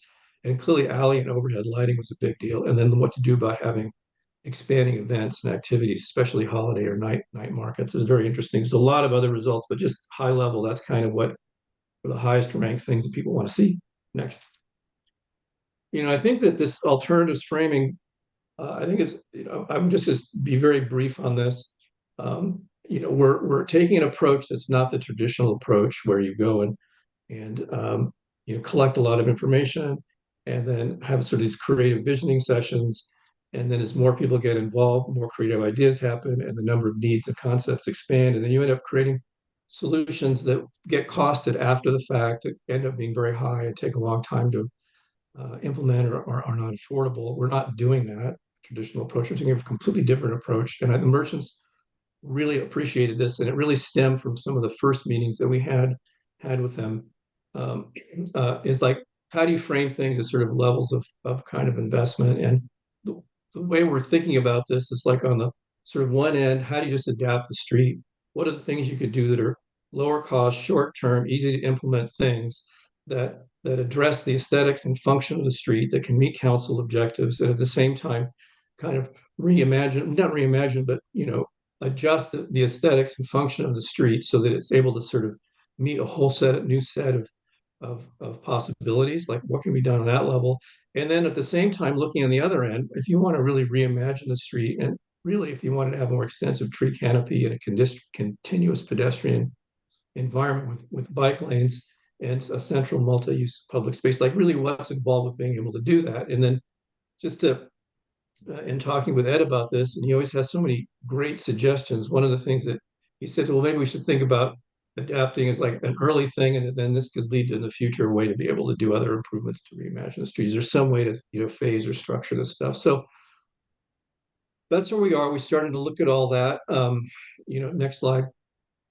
I just think it's helpful just to, Urban Field Studio provided some images just to kind of think about what some of the elements are around these kinds of things. And we're going through, and I'll talk more about the process for how do we get to solutions. But one way to treat dining outdoors is there could be some uniform materials and planters that are on the street. You can resurface the street. You could do paving with murals and other things, but just take all the traffic markings off and sort of reclaim the street.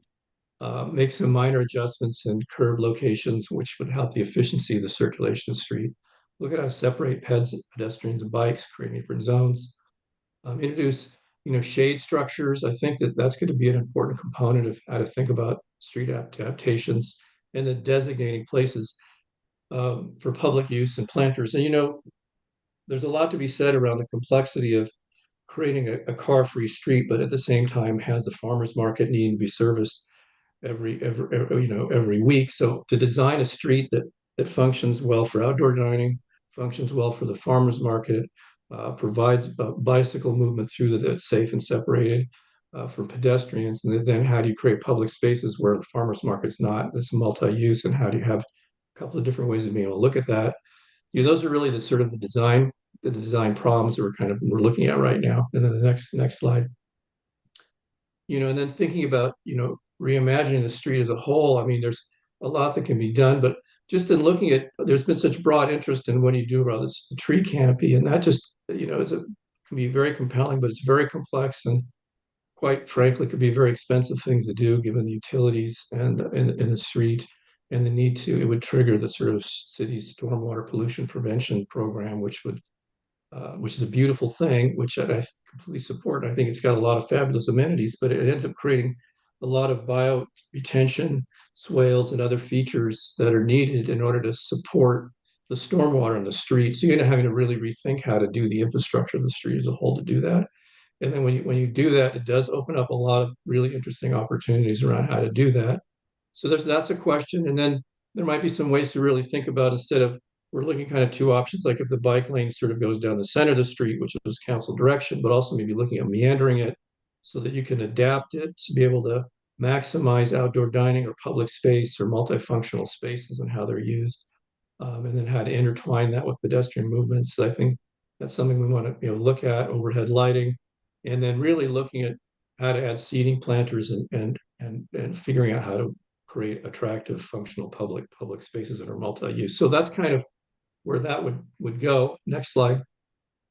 And then the other thing I just thought it would be helpful to highlight, that was the June discussions was that. And then in July, we've been talking about outdoor dining patio guidelines, getting merchant feedback. We did a preference exercise with them on a whole range of topics. So this is only highlighting one. We covered things related to shelters or enclosures, lighting, planters, traffic barrier, a whole set of different things. Got a lot of preferences. But what we were trying to focus on was answering this question of what would you do? If you can just invest in doing something, you know that you could do it, what would you want to do? What would you want permitted? So we could figure out how to streamline that. And then what would you not want to have in the business next to yours that you feel detract from your business? So we kind of did that through all these 8 or 9 different elements. We got some great feedback on that. But what was really interesting is where it landed. I think that this high quality materials, finishes, and planting is just top of mind. If it's going to be redone, it's going to be a beautiful thing. The desire to do that, really take advantage of it being car free, so you minimize all those traffic safety features that separate people from experiencing and being outdoors. So it doesn't have to be so enclosed. Then we thought was really interesting is how do you permit individual business expression, but still have overhead shelter from rain, sun, wind, be able to do outdoor merchandising. There was a lot of support for doing that, but minimize branding, like don't have giant signs that say each restaurant and all that kinds of stuff. So we had some very useful feedback that we got from that. And that's mostly on trying to think about how to do the outdoor guidelines. We're seeing that as like a separate document that would be addressing the Cal Avenue itself. It could apply to Ramona Street with a few minor adaptations. So that's what we're looking at, and that's a work in progress. The next slide. So what's next? I really want to do this next outreach is really focusing not on merchants. It really wants to focus. We're going to meet with the Pedestrian and Bicycle Advisory Committee on September 3rd. Really looking forward to that, to just get right into the pedestrian bike circulation issues. We want to go back and meet with the farmers market around how we've laid out opportunities for the number of stalls and the way it should be structured for optimizing farmer market use. Go back and visit with Stanford Research Park, but I really want to continue to meet with the other residential neighborhoods, College Terrace, Evergreen Park again, have a community workshop and really focus on these two things. How do you do safe pedestrian bike circulation? Is it like a straight shot or do you meander it? Are there a lot of different strategies for how to slow bikes down? And at the same time, how do you do vertical elements? Are there any? And then to really look at the kind of way to be able to attract seniors, teens, families, parents, just like the whole diversity of the folks that comprise what's wonderful about Palo Alto community, to have a way so that this can be a third place for their life, to be able to spend time, and like how to program these spaces to be able to do it. And then look at how there could be some maybe dedicated space for doing that. And also how do you share that with the farmers market? So I want to explore those topics. When we get feedback on those things, then we'll be able to really lay out, the street designs. So the next slide. So this is missing. There was one other thing I want to show, but that's fine. Just sort of lay out the street design so we can come back and kind of have another. We'd like to come back to council and have a community, open house, with these sort of alternatives, so that we could sort of show kind of the direction this thing's going and get your feedback, and then develop that into the final plan. To get to the dates for when we go to council with this thing as a final action, we're working on that. We having a CEQA, the on-call planning contractors, to help provide a CEQA, a proposal for the CEQA work and how long it'll take. We're supposed to get that this week, and then we can really map out the remaining part of the calendar to kind of go through all that with you. We can provide that as a briefing for the next update. So, all right, that's my very high level briefing. I'm happy to answer any questions. Thank you. Thank you, Bruce. Julie? Yes, thank you, Chair. Bruce, thank you so much. What an exciting presentation with velocity. I want to commend you for walking us through your process, updating us on progress. The timeline was really specific and detailed, and it really feels that there is a momentum to this. And I just congratulate you and everyone who's been working with you on this. It leaves me feeling very excited and optimistic. I do note on the near-term improvement schedule, again, terrific slide. The very last item is the district sign, and I'm reminded that Councilmember Burt had observed to his delight after a conversation, he had observed some city signs that he really thinks highly of, which he thought were done by outside designers, turned out to be done in-house. I think you made that point, and it's clear. I would like to ask Director Eggleston, do we still have those designers in-house? Are we planning to work with the folks we have who've already done great signage in the city to update the California Avenue sign or the district sign? Who's deciding that? What efforts are being made to bring it into alignment or with what's already out there and great, or are we going in a different direction? I think I would need to ask Bruce what the current plan is. I haven't been involved in this recently. It is the case that staff that were involved in the signs that Councilmember Burt brought up are still with the city. Great. Well, Bruce, could you let us know what your thoughts are there?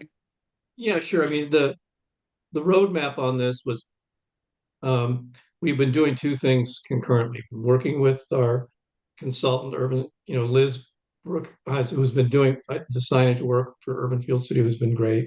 We wanted to get all this, feedback and then now go back with it and then provide her with direction to develop their sign program. And part of that is to help, lay out what would be needed for the district sign that we've been talking about, both on, El Camino and Cal Avenue and also on, Oregon Expressway. So they would do that work and then they have a concept. Now, in parallel, we've been contacted 3 different sign fabricators. There's one sign fabricator that I met with. We actually went on site to get an early bid from them around what it would cost to do this work. And they have some design work that's part of their services for being able to help fabricate prepare what's needed to fabricate the sign and then to be able to install the sign. And so there's some feedback we're getting from them to share with Liz too around the work that they're doing. But the goal was to actually have our consultants design work actually be the content for the signs and to work with the sign fabricator for whatever modifications are needed for what's necessary for them to fabricate and then install the sign. So that's kind of how we've been looking at it. It's Peter Jensen and Public Works and I've been working on how to kind of navigate this. So I think that we're he and I kind of would be the ones to be overseeing what the design elements would be, based on the feedback that we've been getting. So that's the current process. Okay, I wasn't able to track all the details there. So Pat, which were the signs that you were praising? Was it the Art Center? Well, yeah, there's the whimsical signs. That's more as a potential kind of gateway. Yeah. Although it does really, I think, apply to the other signs that we're looking at. I just, it sounds like there's a lot of momentum there, but I really question whether we've turned this into a prolonged process where we really had the resources to, maybe get 80% a year ago as opposed to waiting and waiting. So what I want to just add to that is the when we think about signage, big signage dotted throughout the city, it's really an issue of city branding, and what a lovely opportunity there is as we really bring California Ave to its next incarnation. To really think, do we want the signage to reflect other cool things that are happening around the city? There's that whimsical approach also on with similar colors on Arastradero and Charleston, and I don't know whose job it is to sort of take that sort of overall branding and design view of not public art, but city signage. And I just hope that there is a nice coordination happening. If we do have the talent in-house, I would love to see us strongly consider, whether that's the right way to go here. I probably should comment on that. What you're describing actually, unfortunately, is not a function we have in-house. Actually, John Late, our planning director, had long wanted to bring on a city architect effectively that would have that citywide perspective on how the look of public infrastructure would kind of weave consistently. But unfortunately, that's not something that we've undertaken over the course of many years. I do think, as it relates to Cal Ave, there's perhaps a difference of approach that we are using here, and I'll tee it up, and Bruce, you can confirm if I'm reading it correctly. But where he described and showed some graphics on the signage that have been discussed with community members, that's really reflecting the approach of wanting to have some consistency in the aesthetic, both at the gateways as well as in the district itself. And so the distinction here maybe between a single, what could be in some ways conceived of as an artwork versus a program. And he's really, I think, referring to a program where the aesthetic is used throughout the district rather than on an individual basis. So Bruce, correct me if I got that wrong. I think that's correct. I think we're a little bit challenged in that the scope of work for this contractor is very limited in terms of what they can do. So it's not really a scope where they can really develop a whole, comprehensive signage program. I think what they're trying to do is sort of really connect on what's the kind of sort of preferences for the visual identity that then can be developed further into a program. So, I think that what they're and to create some very clear examples of what that is, and then identify what the vocabulary of design elements are for how to do that. Now, that's probably not the answer anybody wants to hear, but that's kind of the challenge of trying to get the contractor to do a lot for their contract. So we're asking them to do a lot for their contract. You know, so but the goal, because of the desire to be able to have a clear identity at El Camino and over on Oregon Expressway that shows that the district's open for business, has been the overriding concern. We've been looking at how to advance this for those things as far as we can. Okay, got So it. Yeah. Sorry, didn't mean to cut you off. I appreciate that. Yeah. I understand it. One last question. I know time is short. I was curious about what holiday and night markets mean. Can you just give like a 1 to 2 sentence description of what we might have in mind under those categories? Yeah. Holidays, for example, for Halloween, you can like have a Halloween market. I mean, there could be some really wonderful things around that, or obviously Christmas or other holidays for all different denominations. For a night market, it's like having could be like a farmer's market that's at night, or it could be other, urban sort of retail pop-up activities that happen at night. But the idea that people can come after work in the early evening, especially in the, sort of fall, and early springtime, could be really, really attractive. People love that idea, so that it's a lit environment that you're experiencing, you're walking through. That's kind of what that would be. It's great. Oh, sorry. Sorry to interrupt. I just want to add one thing. And so as we look at those types of activations, one of the things we also want to keep in mind is tying in and being a complementary offering to the businesses that are already sited on the street. So I just want to make sure we don't lose track of that as we talk about these things that help activate the space. Is those markets help bring people in, and then how do you get them from visitors to the street to patrons of the businesses? Having attended one of the meetings with a business community some months ago, I sense from your report, Bruce, that there is that buy-in and a sense of joint purpose and optimism is increasing. Could you give us a brief sense of your take on that?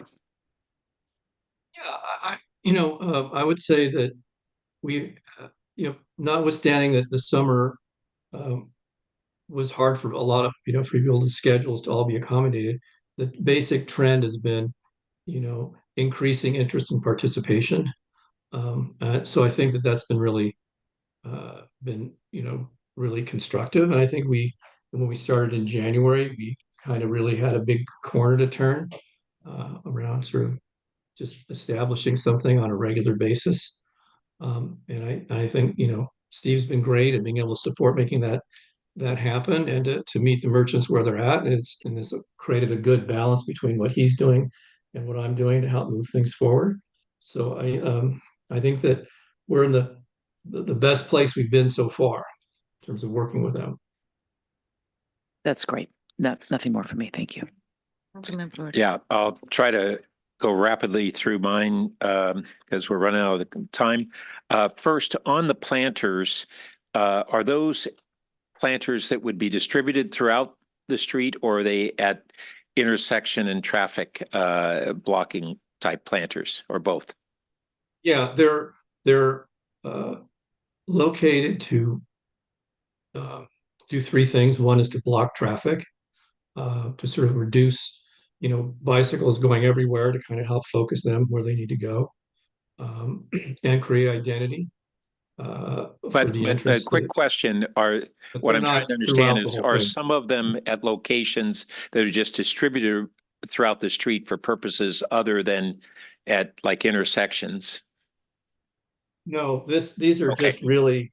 Okay, Yeah. then I would recommend that we do that. We have that dilemma that we talked about and looked at concepts of future extending the canopy into the street.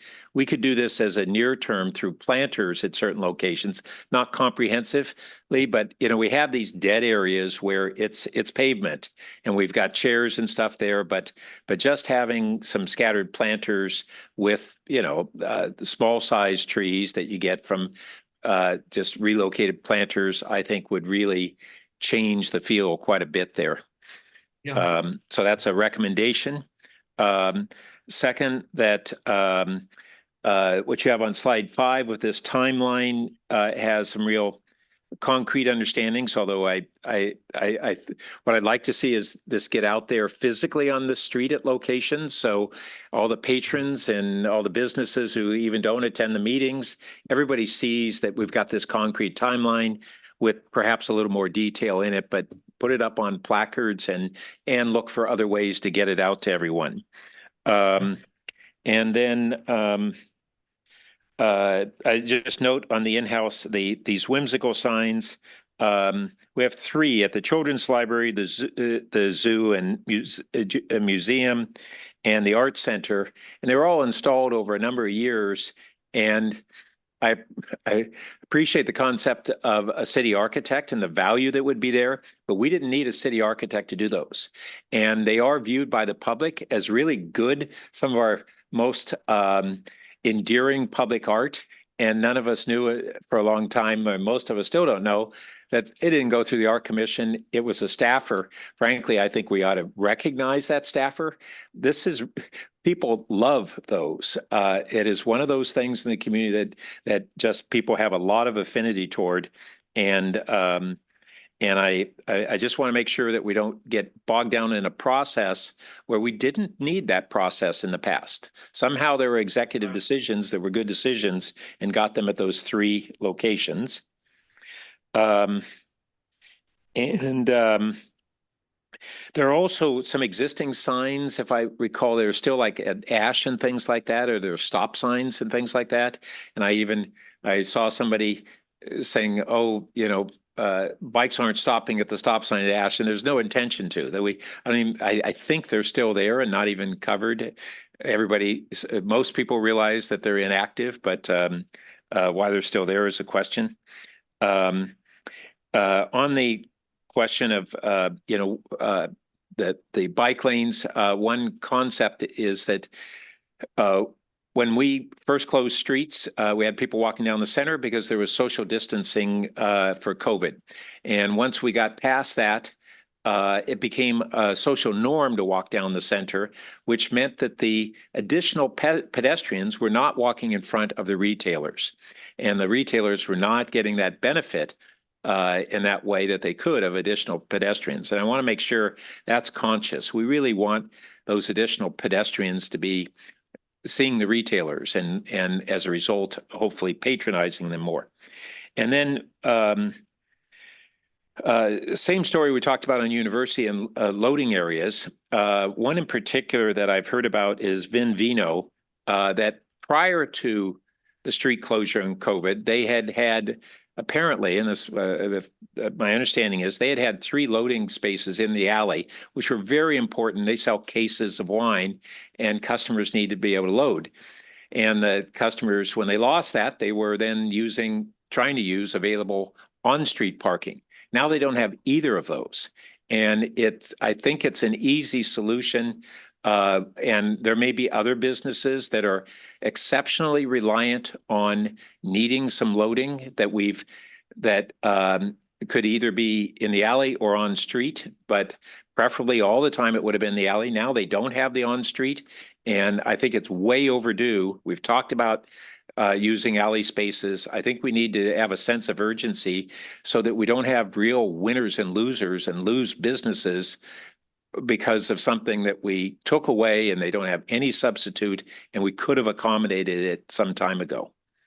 Steve, did you have a quick response? I just wanted to offer one response, and Director Eggleston may want to correct me if I don't get it quite right. But one of the things that did happen as well was the conversion of permit-only spots in that lot behind Vino being removed. And so now they are all 3-hour parking spots, which does increase the availability of parking as well. I hear you loud and clear on the issue of loading, and that will be factored in the conversations we have about Cal Lab in the future. I just want to recognize. I don't want it in the distant future. I'm looking for it in the near term to address this, and that we don't lose. We've got kind of, for some of these businesses, a near crisis. 3-hour means that they lose that for the loading. They lost the loading on Cal Ave. They lost the loading in the alley.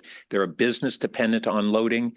It ain't rocket science to say we need short-term parking. Now, we do have the problem of DoorDash folks occupying a lot of those spaces and things, but let's not turn this into a big project. I think this is a short-term triage solution for certain of those businesses. Lastly, on the permanent parklets, we've had years of Cal Ave not having the opportunity to put in permanent parklets. We had a temporary measure 2 years ago that said, well, we're going to take away their tents.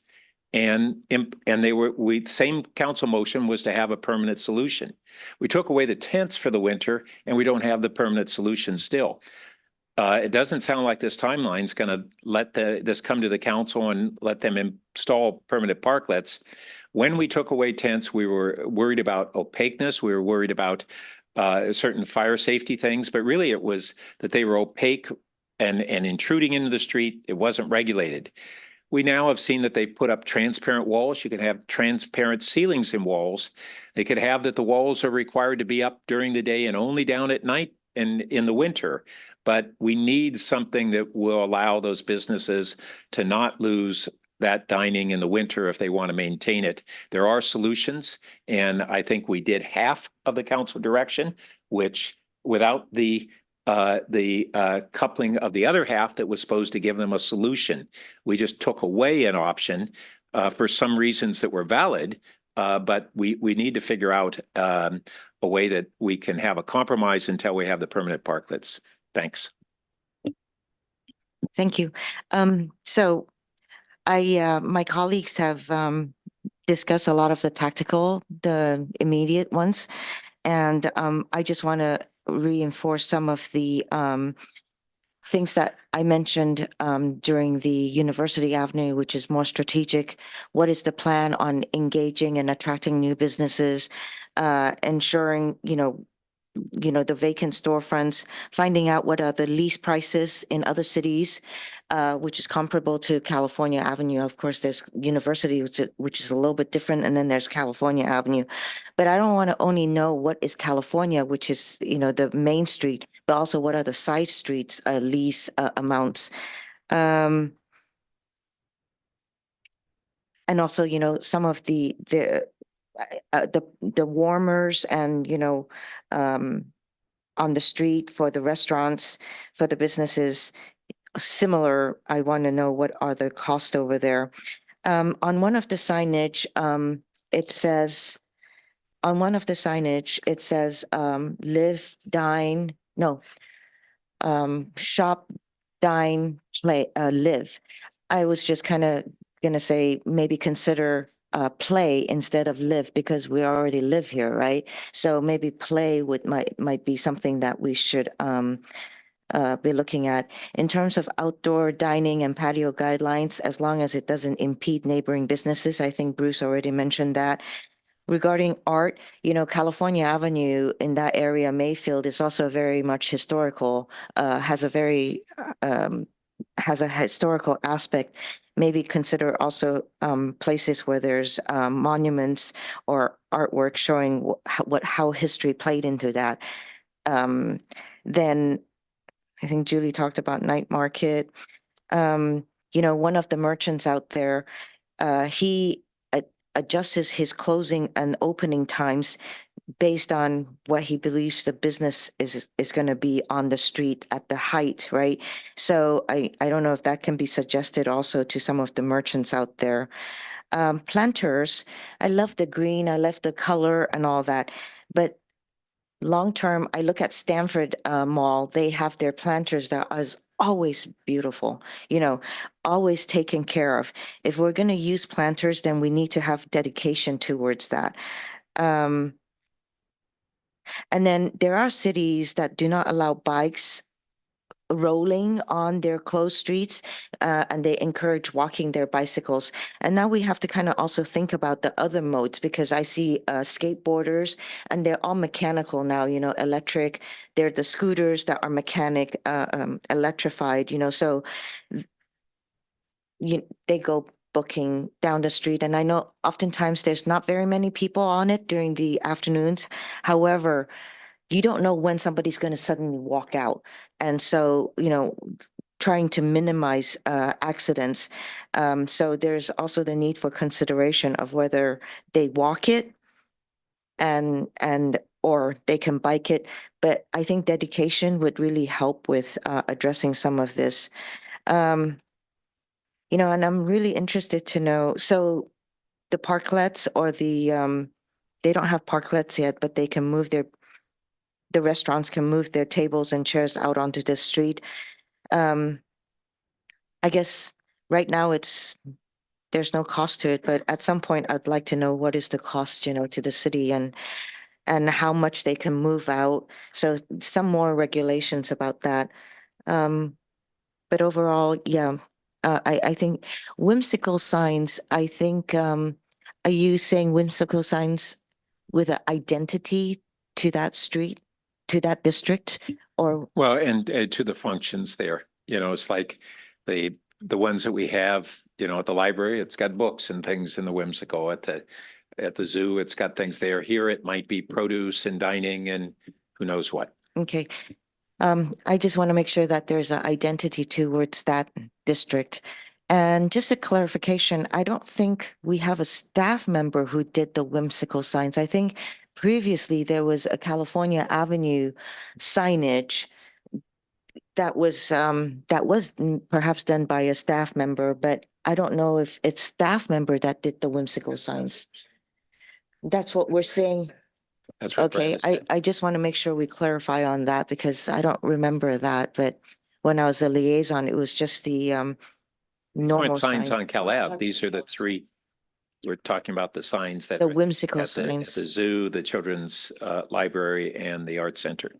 Okay, so that's true that a staff member was the one who generated these whimsical signs. Well, I think that's true at the Arts Center. I'm not sure about the others. I think the others were done in conjunction with the projects, but go ahead, Brad.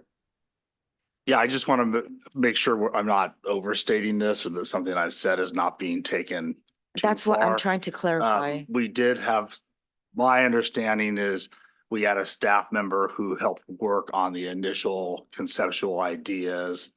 I think they still worked with a designer and it went through a whole signage program.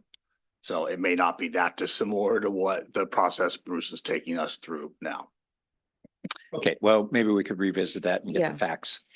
Thank you. Yeah, and that's what I want to clarify. So we're not expecting too much from staff when when it was not really that way, or if it's staffed, then it might take a shorter time, but if it's not really staffed, then suddenly it takes a longer time that we don't have some pushback on it. So let's have some clarification if that was not enough clarified. Anything else? Anything else? Nothing from staff? Then I know Midtown Business District, can we just make that the top item for our next meeting? Number one item? We certainly can. The other thing I just wanted to offer as the Midtown update is that work is underway at the site of the Middlefield fire. And so if you drive by, you will see crews out there. They are working to deal with the topsoil mitigation and install the shoring necessary for the building to go up.